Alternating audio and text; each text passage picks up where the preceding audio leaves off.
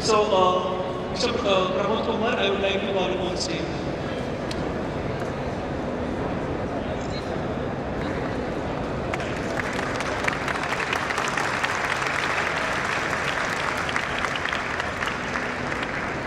So, the first inaugural session of day 2 of IGAL lectures, we have an esteemed panel of Mr. Suresh Prabhu, former Union Minister for Chemicals and Fertilizers and a former MP of Lok Sabha. Then we have whole team director of L&D, Mr. Subramaniam Sarma. He is also senior executive vice president of L&D Energy. Then we have chief technical officer of Praj Industries, Dr. Pramod Kumar. Then we have Mr. Y.B. Suri, former MD, Outokumpu. A big round of applause for the first inaugural panel.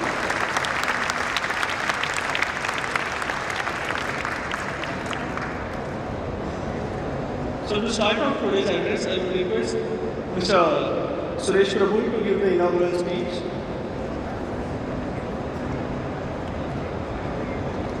So good afternoon, friends. Let me welcome you to city of Mumbai. I belong to Mumbai.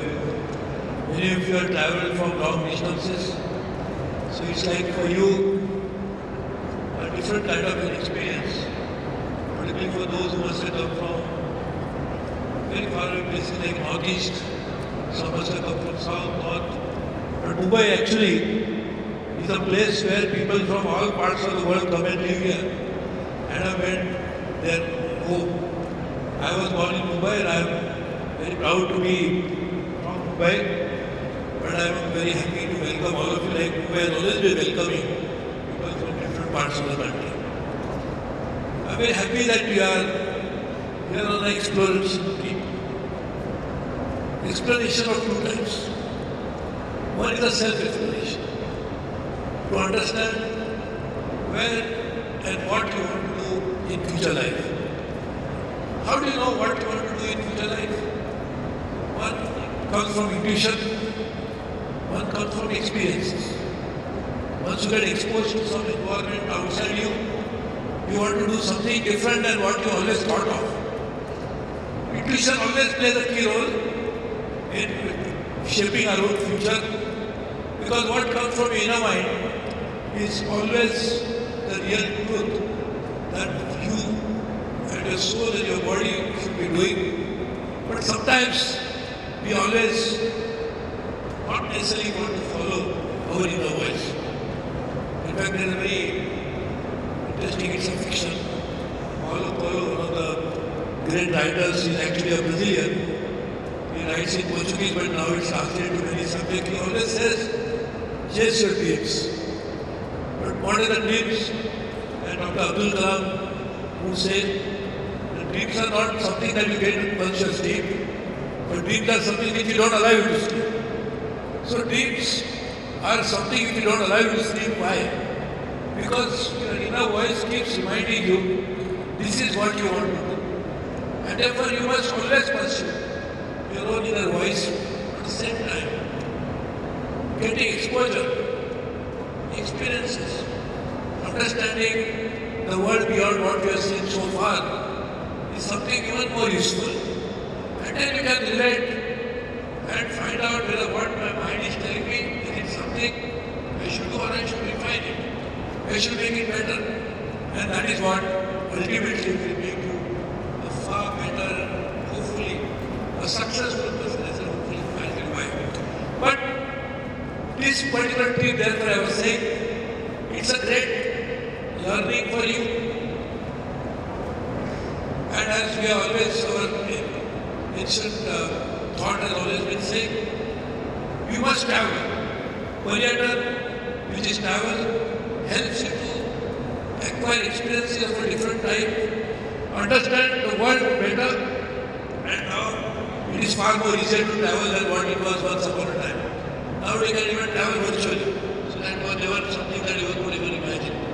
But just imagine people travel from one place to another, how I don't know. You must have heard of Adi Shankaracharya, who was born in Kerala. And he traveled from there when he was probably just about 10 years or less than 10 years actually. He left his home. His father had already died. He told his mother, and mother was so disillusioned and so worried. And how can I leave my only child and that he wants to go? But his inner voice was so strong that he said, no, I am definitely going because I am going to be sentenced. I am born for that purpose. There are very few people will know why they are born. And here is a person who wanted to not only pursue his dream, but make it a mission and start traveling. So when he traveled, one of the hermits went to this place and told him that your guru is waiting for you on the banks of Narmada. Now where is Narmada? Narmada is in Madhya Pradesh, today's Madhya Pradesh. There is nothing like Madhya Pradesh or something like that. Rivers are always there, of course. But this geographical border that we have created of states, countries, nations were not existing at that time. So he went from there, and from there he went all over. He set up 4 matas in north, east, west, south, including Shungeri. He went to Shungeri first actually before he went to Madhya Pradesh in Narmada. But I'm saying, just imagine, he traveled with a mission, with a purpose. But how he must have traveled? It was impossible to travel at a time when there was no communication. How would you know where was Narmada? Today you can download everything. You can download on your, just now you can, as I'm speaking, you can find out if I mention one place, you'll find out about that place more than I know. So traveling is something which helped, but Shankaracharya of course was not traveling to explore something, he was traveling with a purpose of accomplishing his mission. But today, travel has become far easier than what it was maybe even a few centuries ago, a few decades ago. But still I am sure therefore this particular trip to Mumbai and getting exposed to the kind of technologies, kind of products, kind of new ideas that are on display in this ChemTech will broaden your vision substantially, and therefore you must learn from that. But also in life, because this is what I think I was just asking my young friend. So what is the theme I want to talk about is the future leaders. So if you want to be a leader, how to become a leader? There are many ways of becoming a leader. If you have too much of money in your pocket, you can give 1,000 rupees to one person and tell him come and shout Zindabad. So he'll keep shouting Zindabad till that money is still there. Like the charge phone. The phone will keep functioning till whatever the charge value is put in the phone. Once you stop, unless you recharge the phone by giving another 1,000 rupees, you will not stop. That's how you can make some leaders. So he keeps shouting Zindabad, Zindabad, so my God. So those who come from south, so they just long live everything they will say.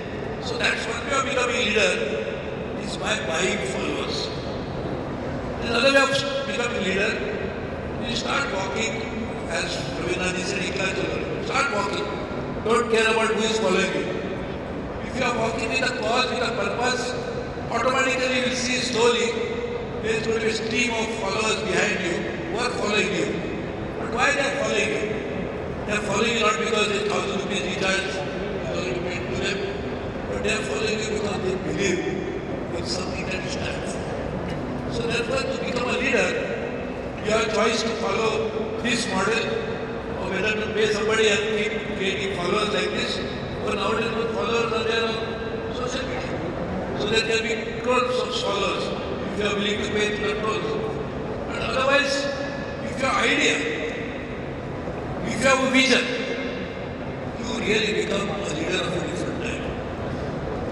When Mahatma Gandhi came to India, after he was thrown out of the plane in South Africa, the London barrister wearing suits and boots, he realized that we can't go to work. When he came to India, he went and met the Pakistan doctor who told him, for 2 years, just move around India. Keep your eyes open, but keep your mouth shut. And he did that.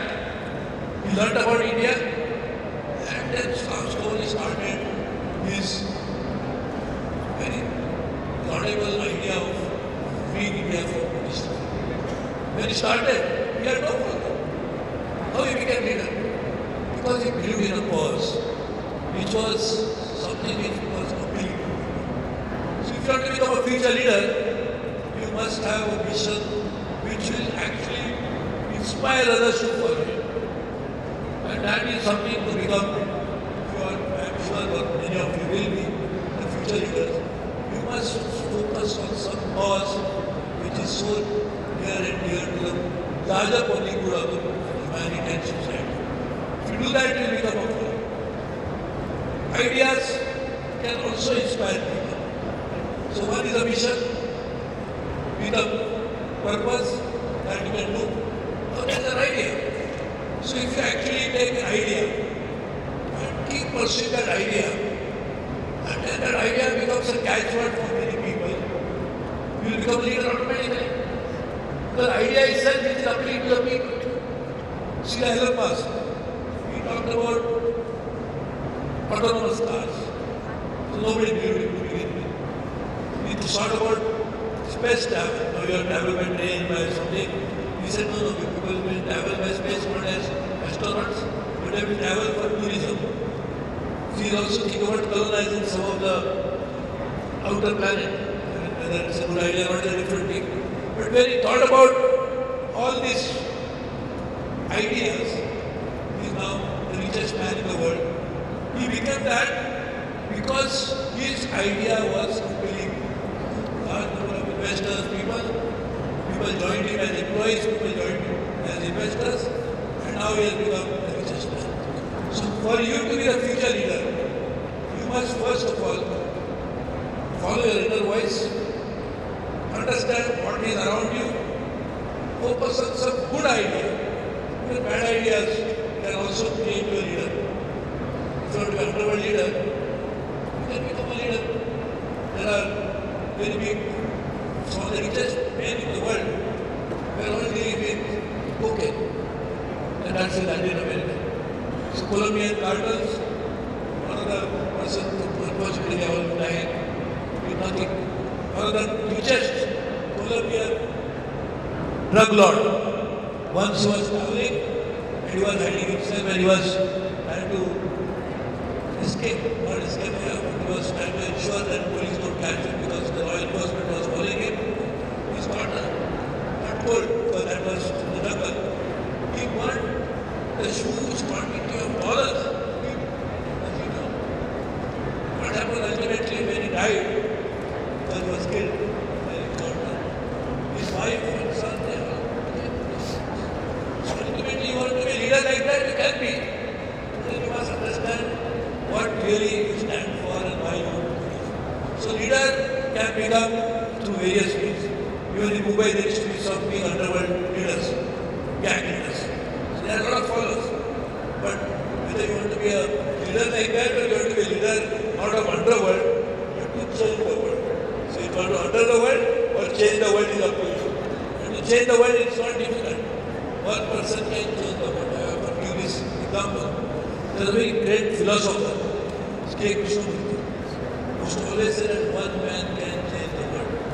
And actually speaking, if you look at those who have changed the course of history of the world, there is only one person. And when they started, just take Karl Marx. Now that ideology may be not so relevant today. But there was a time when Karl Marx's philosophy was followed by two-thirds of the world. And that is one man. So you can imagine that one man can change the world and you could be that man if you really believe in something which is for the good of society. Or for some time you can be a leader like the gang leaders, like lords, but that life will not be for too long. And what are you doing actually? You are earning money by creating more drug addicts and destroying the lives, the families of millions of people to become rich.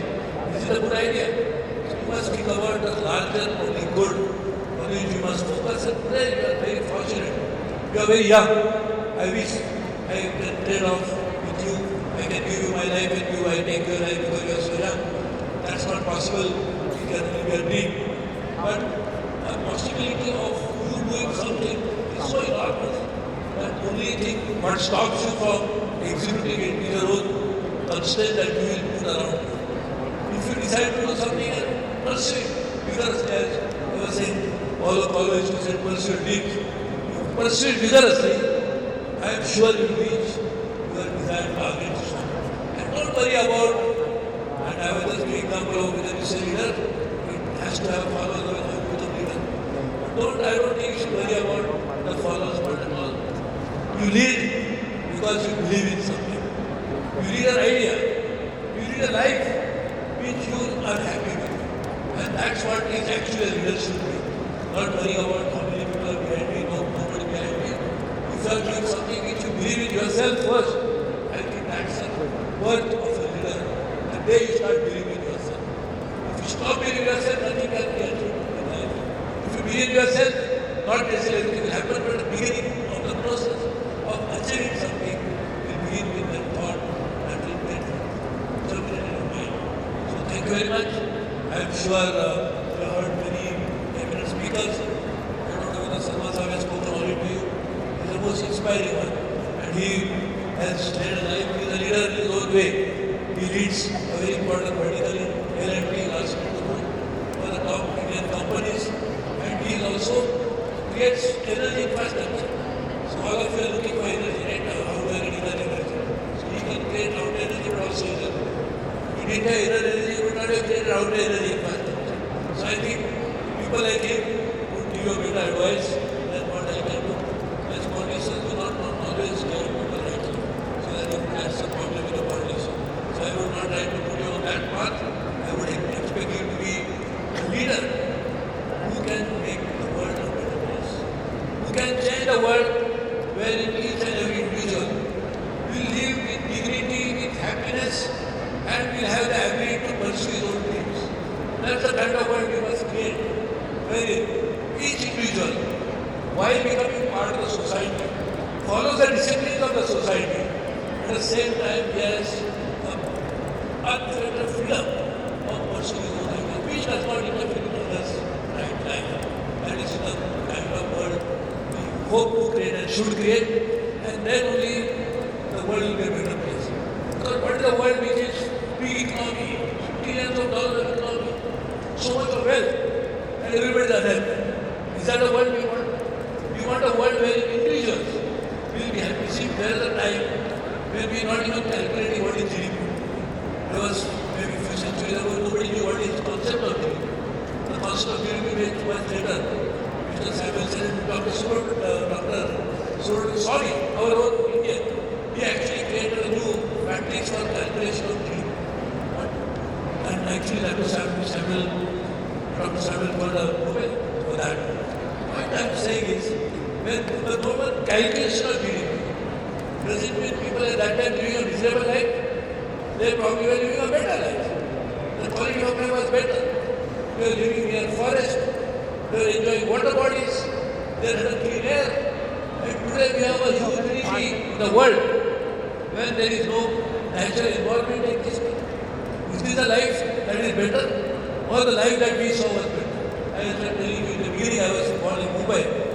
I was in Mumbai, which was not Mumbai, which is 2/3 of the population living in the slums.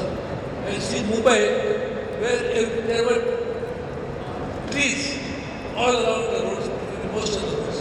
There are so many birds, we used to hear chanting of birds every day in the morning. And the birds are gone, and now only you can hear, if at all you want to hear the sound, either of TV or of the vehicles.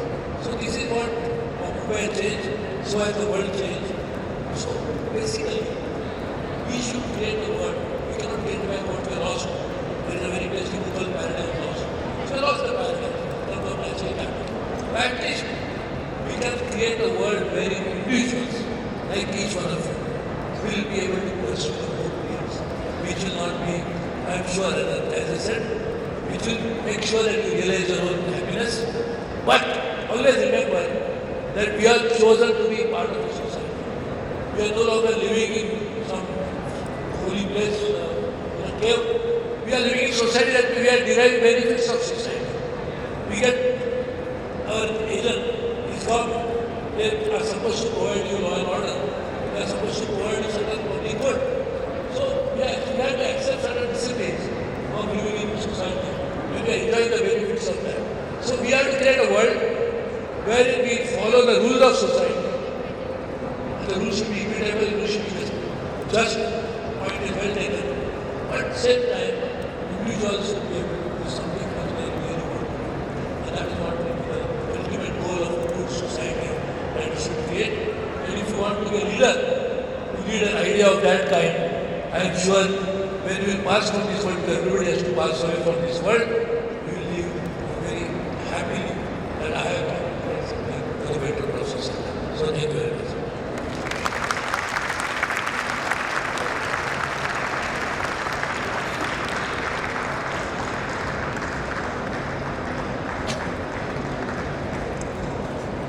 My dear young students, the leaders of the future, you just heard a very passionate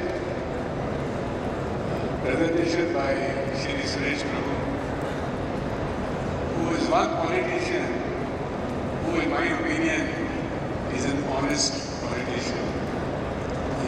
When you think of a politician, you don't think a politician can be honest, but he is one politician who was respected as the most honest.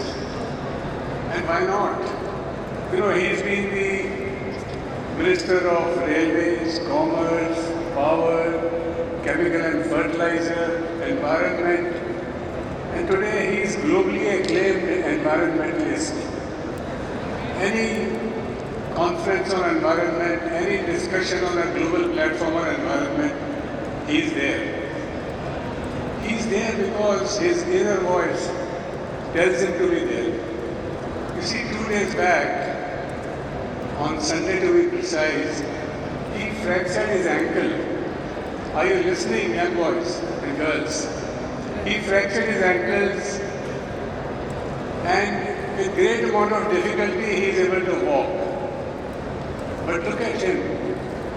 He is addressing biopharma students and the audience. He is addressing EBC conference and he is here in front of all of you. So there is a missionary zeal in him and he is listening to his inner voice that no, you are the future of tomorrow, so he must come and interact with you. I think he deserves a standing ovation. Come on, do it. Thank you very much.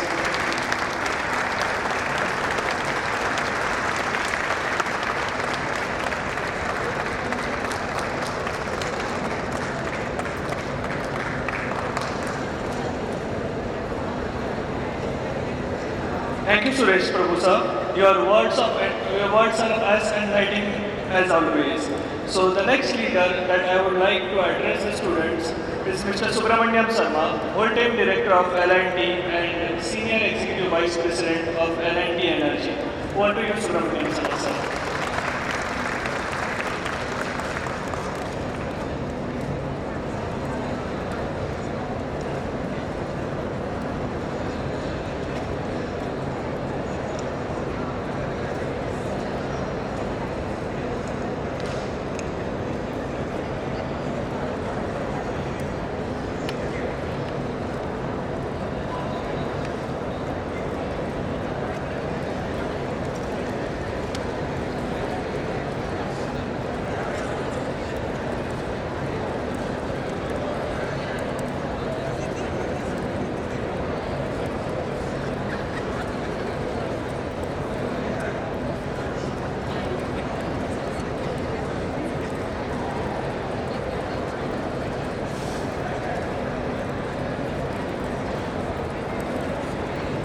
Hello.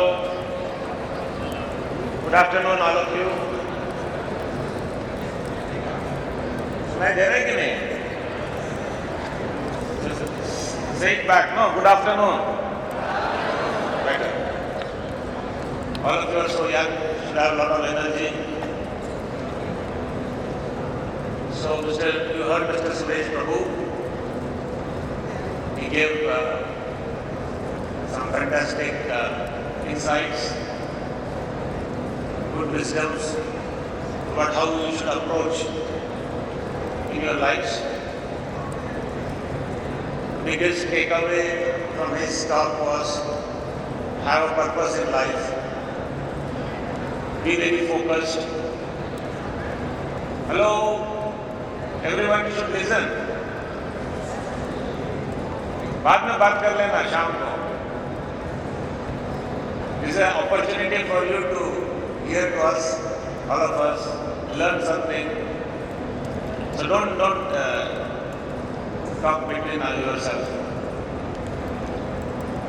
So I was telling that Mr. Suresh Prabhu spoke about how to shape your life, how to have a purpose in your lives and go after it in a very focused manner and do something which will change the world. Be a leader which will change the world. Very, very positive statement. I'm sure, I think many of you must be having a doubt in your mind that am I good enough to become a leader? Am I good enough in terms of intelligence, in terms of knowledge, in terms of resources, in terms of family support? Am I good enough? Can I become a Prime Minister of this country? Can I become a CEO of the global organization? Can I become a political leader who can make a huge amount of impact? All these questions will be in your minds. Hello? Don't speak. Silence please. So I think the message for me, for all of you, from my experience and many leaders' experience, is that all of you, every one of you, is capable of achieving whatever you want. It's all about matter of belief. If you believe in yourself, then you can soar high and achieve whatever you want in life. As a matter of fact, you will be surprised even the best of the best, what we are hearing, the best brains like very famous personalities now, Elon Musk is considered to be a biscuit, or many of our Indian leaders, Satya Nadella, Sundar Pichai, and all these names who are leading global organizations. They have accomplished a lot. But the statistics show that every one of us only use a fraction of our potential, maybe less than 10%. So potential in every one of us is so huge. It is only a matter of having belief and having clear focus and then work hard towards the goal. That leads to the second point. The first one is the belief in yourself. Second is success does not come easily. You will find a lot of people have made a lot of wealth very quickly, and many people have become very successful in a very short period of time. Yes, there are some definitely fortunate people who have made it big in short period of time, but they are a very small percentage of people. Very small. And they also work very hard. You have to have a little bit of luck in everything what you do. Maybe they were more fortunate. But I can tell you that nobody has achieved anything in their lives without working hard. There is no shortcut. Be prepared. You have to work hard. You have seen our Prime Minister, how many hours he works. Maybe he sleeps only for 5 hours. That is the level of commitment you need to have if you want to achieve something in life. First, you can do it. All of you can do it. But if you want to do it, commit yourself with a lot of hard work. Third, important, is knowledge is power. You have all studied, or some of you already studied. And now, you are in a generation, you are very fortunate that the information is literally available on your fingertips, the smartphones. And it is getting better and better. With the ChatGPTs and Gen AIs, the knowledge is going to become more easily accessible to all of you. So very important that you always constantly try to learn and enrich yourself in terms of knowledge. There should not be any shame in learning. You can ask anybody, you can refer to anybody. And this is the age when you should be really hungry more than for good food, for knowledge. Okay, you like to go and eat good food in a restaurant. You should also dedicate some time every day. Show the same hunger for learning something new. Every day ask yourself, did I learn something new? What did I learn? Keeping tracking the list. Knowledge is power. We all are learning. Even today I am learning. And it should not stop. It's a journey. It will never stop. So do that. That is very important. Fourth, equally important is that you should have a very strong value system. You should be able to judge yourself, not by others. You should not be told by others what is right and what is wrong. You are all intelligent, you are all mature. You should be able to make that judgment what is right for you, what is wrong for you, what is good for society, what is not good for society, where you should indulge, where you should not indulge. All are very important aspects because that is what will make you a good human being, good leader, and good person. Because if you are not a good human being, if you are not a responsible human being, everything you gain will be only short-term gain. It cannot be sustained. So how you achieve success, what means you use to achieve success, also is very important, not just getting success. And that judgment is yours. You cannot prescribe that. You have to feel comfortable with what you are doing is correct or not correct. Keeping in mind that there are rules, there are expectations of your parents, there are expectations of friends, there are expectations of society you live. We should respect those boundaries and live within those boundaries, all of us. And fifth point is about, it's not always about yourself. It's also about people around you. Don't be so selfish. Work in a team. The power of teamwork is much more than individual effort. Be prepared to share. Don't feel jealous. If you see all the startups, there is generally a co-founder. It's not only founder, there is always a co-founder. Sometimes team of people. Also you have in all the startups you have say core team or founding team. Because when you want to achieve something big, not only you have to be equipped with knowledge, not only you have to work hard, but be certain that you will face problems, you will face challenges, you will face obstacles. And if you have to overcome those, it is better to be in a team. But at the end of the day, outcome is more important, not individual success. And if you can do it with a team, it is far better. Most of the successful leaders have a very strong team who work for them or who work with them. And last, when you achieve all this good success, I hope all of you become great leaders in their future, take more responsibility, help country grow, play a big role in nation building. All of that we can do, but remain very, very humble. Humility is very, very important. The moment your success gets into your head, then that can be a beginning of an end.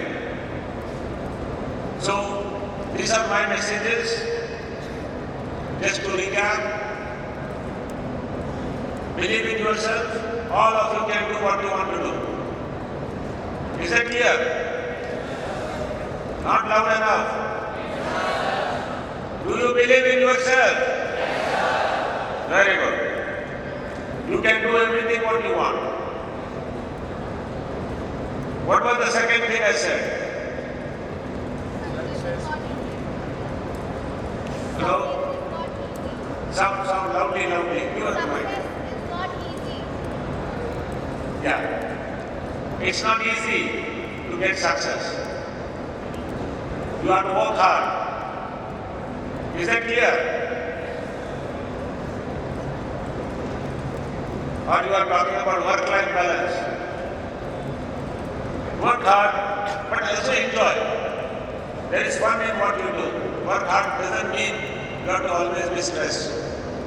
You can have fun. We all work hard, but we also love our job. We have fun.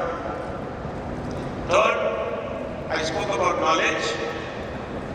Very important to equip yourself with knowledge. Loads of knowledge. Be hungry for knowledge. You can skip one meal, but don't skip acquiring knowledge. Is that clear? Very good. Fourth, strong value system. Understand what you can do and what you cannot do. And fifth, work in a team, help others, don't be selfish. And the last, of course, I said, remain humble, have humility, and be a good citizen. Thank you very much.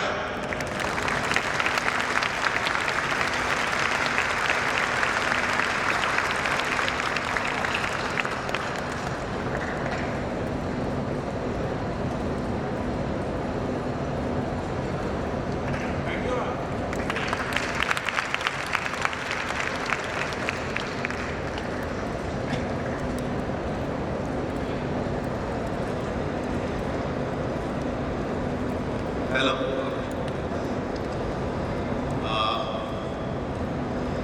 I am Pramod Kumar. How many of you know Raj Industries? So I work with Raj Industries. It's a Pune-based company working in industrial biotechnology. I am a chemical engineer by background. So how many of you are chemical engineers? Okay, good. Happy to see that. Oh, mostly. So I have PhD in chemical engineering, and long time back I did my PhD in 92 after doing my bachelor's and master's. As Mr. Prabhu and Mr. Sharma said about leaders, one of the questions people ask, are leaders born or leaders made?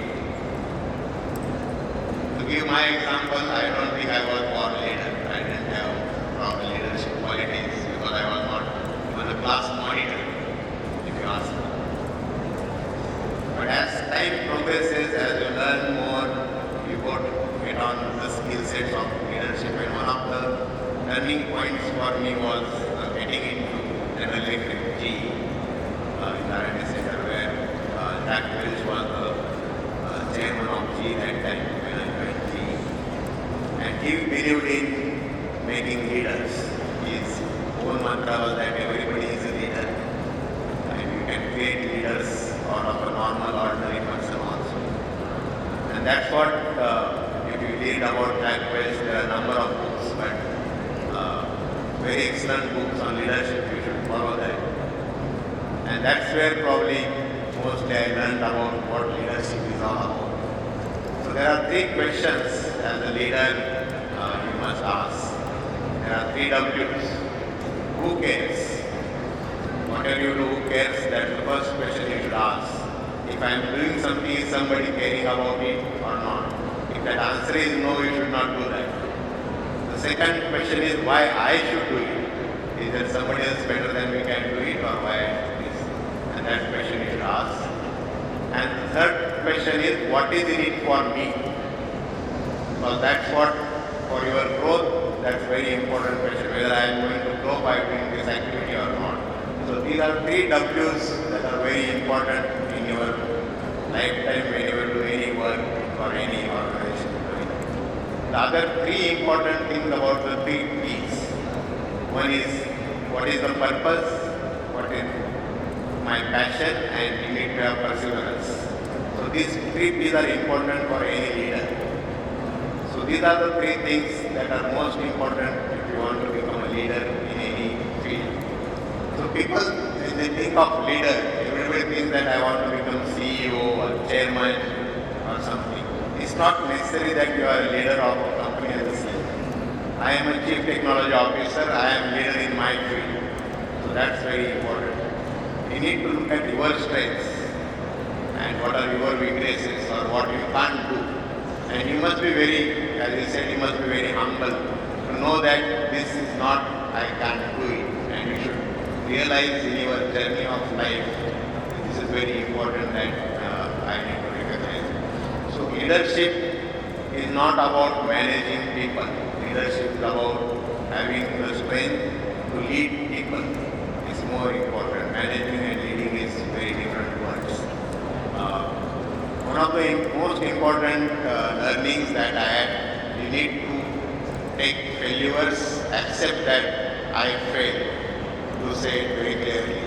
One of the example I give you is when I was in GE, we developed a catalyst and that we put into a reactor. It was making about 200,000 tons of chemical and the plant, the catalyst, 2 days after the catalyst was put in, the whole catalytic bed became a cement. And that was done by my team in India, sitting in the plant was in US. And one of the first things that happened, our chief technology officer at that time was a person named Bill Van Holzen. He was CEO of GE Plastics. And the only question he asked, what is your learning from this? Have we learned what went wrong and how it cannot happen? So the first thing is that because if you try to lie about something, you need to go on lying number of times. Instead of its best way to accept that I made a mistake, we are wrong. I was wrong, we didn't do it. So these are the very important things when you want to become leader. That's how you get respect from your people, from your subordinates. And the leader's most important job is that he creates more leaders. That's very important. It's not that you become only one leader and there is nobody else. So you need to have your own people to how you can make them leaders. It's very important in your journey. One of the things, most important thing is good to see so many chemical engineers. One of the 10 people think that by sitting on computers at IT, I can do most of stuff. But that's not the way you should do, particularly if you are an engineer. You must get into the field and learn things. Computer will teach you something, but getting into field, getting into the plants, actually looking at the plants, how they work, is very important. Of course, simulation, some people like simulation and modeling, but that's not all. That's only theory what we will learn. Applying simulation and modeling in actual practice is very, very important. And that's how you go and learning in your life. So don't stop learning. When I joined Praj 12 years back, most of my career I spent in petrochemical industry. Praj is a biotech company, industrial biotech. So we look after all fermentation and biochemistry, which was not my field. But I learned. And if you look at today's industrial biotechnology or biotechnology where it is going, most of it is going towards synthetic biology, biofoundry. These are the concepts you must adapt. If you look at the biggest people today in biotech, most of them are chemical engineers, not the biologists. So you have a team of biologists, but the chemical engineers make things happen. So it's very important that you should start your career small, but go on going, learning things, get respect, and lead the people. So leading the people, having empathy is very important. Those are the few things I wanted to talk. I think we are already delayed in this session. I don't want to take more time. Thank you, and of course, some of you know Raj is a sponsor. Typically, we take what is called as a trainees in third year of chemical engineer, but minimum period of training is 6 months in Raj. So any of you are interested, you can of course contact Camptech Foundation. We also connect with them. We take trainees for minimum 6 months. We also take GETs. So that's the opportunities we have. Thank you.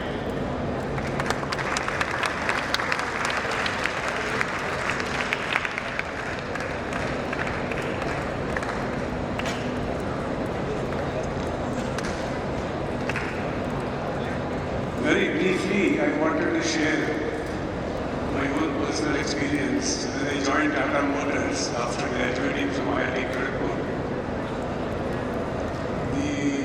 During the training when I joined, induction, they told me there are 3 skills which are very important for you to be a leader. The first one was technical skill.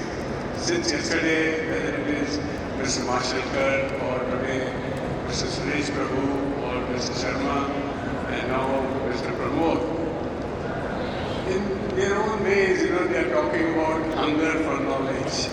Somebody said knowledge is very important. So technical skills. Yesterday, Mashelkar Saab said that don't wait for doors of opportunities to open for you. Create the doors for opportunities. That is, in a way, he's telling you, acquire more skills, technical skills. If let us say there is an opening for a chemical engineer, and if you have an added advantage of AI, probably you get the job. And the other fellow, despite the fact that he has better marks, may fail to get that job. So have that hunger to acquire as much knowledge, be as much up to date or updated as you can. Just sitting in pubs, bars, watching movies, or being busy with WhatsApp is not going to take you very far. Use your time to acquire more and more skills which can make you better than the others. The second skill was human skills. How well you are able to gel with the people around you. That is very, very important. Yesterday, if you remember, Mr. Mashelkar said that be a convex lens. So the power of taking everybody along is extremely strong. So much so he showed you as an example how the paper can start burning. So human skills are extremely important if you want to be successful, if you want to be accepted as a natural leader. So acquire those skills. But the most important skill which they told us was the conceptual skill. Like he said, why am I doing? What is my role? Who will benefit? So the conceptual skill is whatever I am doing as a chemical engineer, if I am making a formulation, will it bring down the price of the drug? Will it make it affordable for the masses? Anything that you do using your chemical engineering or chemical technology or process technology, is it going to make life easier for the masses? So it's very important to have the conceptual skill. Why am I doing this? What will happen because of this action? So what is my role in the whole organization? That's very important. So conceptual skill, human skill, and technical skills, these are the most important. I remember Mr. Mulgaonkar, who was the chairman, he wanted to meet 20 brightest engineers in Tata Motors. I was there and my boss was also there. And after Mr. Mulgaonkar addressed all of us, my boss got up and said, "Sir, we are the only automobile manufacturer in the country and our profitability is only 4%. ROI is only 4%. Why don't you increase the price of the truck so that we make 10% profit?" He got very agitated. He asked him, "What are you doing in this company?" He said, "I am heading the engine shop." He said, "How many engines do you make in a day?" He said, "Sir, we assemble 50 engines in a day." He said, "Mr. So-and-so, make 100 engines every day and my profitability will go up to 10%. His message was, don't pass on your inefficiency to the customer. Remember this, there are few things which I always remember.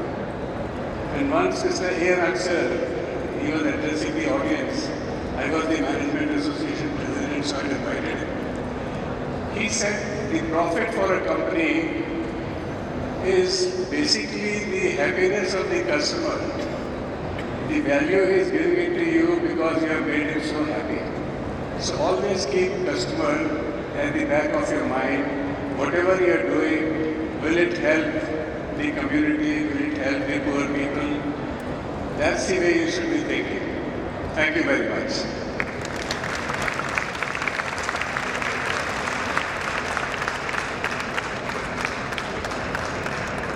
Thank you, Dr. Pramod Kumar, Mr. Jindapal Singh Suri. I would like to ask YP sir to present a moment to esteemed sir.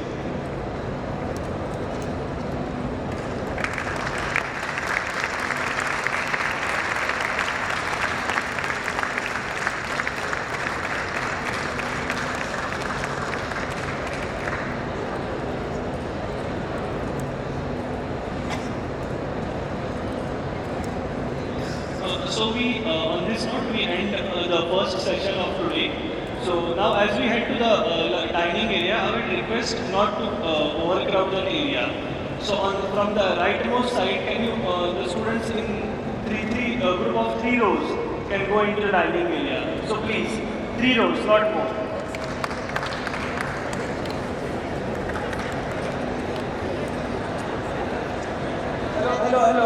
Hello. Wait.